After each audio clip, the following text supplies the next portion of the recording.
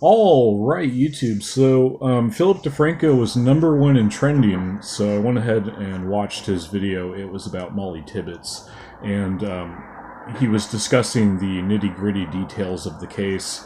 And, you know, in terms of the prosecution, it was a slam dunk. They basically got a confession right off the bat, and he led them to the body, and the father basically identified the body as Mollie Tibbits, the late Mollie Tibbits. And you know, it's very sad. Emotions aside, though, Trump was out at his rally in West Virginia, and he was talking about how, you know, Mollie Tibbits was killed by an undocumented worker or person, that is, an illegal immigrant, in other words, and why this should be a good reason to vote Republican coming up during these midterms. And Philip DeFranco was alluding to the fact that this is used as fodder, but in other words, propaganda. And I want to go ahead and address that because I think that there's such thing as positive propaganda. If you, like, in terms of, like, memes and stuff, because Styx has alluded to this. He's used the phrase spiritual mimetic propaganda, I believe, and in a lot of ways, that's actually what got Trump elected. Not just the memes, but obviously he had a very strong message. But the memes and the message itself in the substance had like a symbiotic relationship. So in a lot of ways it can be positive. And a lot of people may be, you know, crying foul towards Trump for using this as political fodder, you know.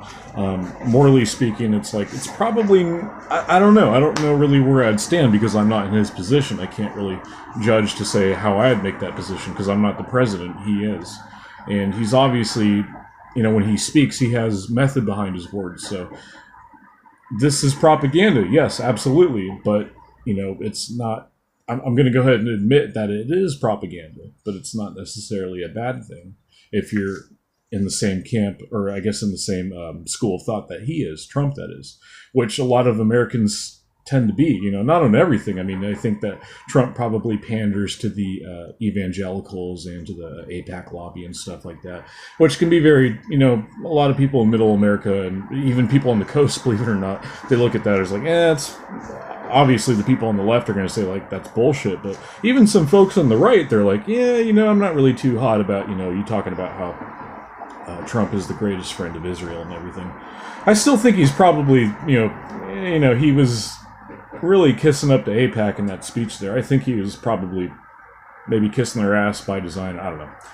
I still think that there's probably going to be some kind of move where Israel is no longer going to be a problem for the United States, and Trump might actually have a hand in that, believe it or not. You know, when you have people like the Rothschilds and the Rockefellers talking about how Trump is, like, you know, going to be really bad for us, and it's like, well, that's probably a good thing, you know, unless, you know, he's controlled opposition. I don't know. All right, that was a pretty good take. I'm going to end it on that. There's a lot more news to cover, so I'm just going to go ahead and jump right into it, as Philip DeFranco says. All right, guys, God bless. I will see you later.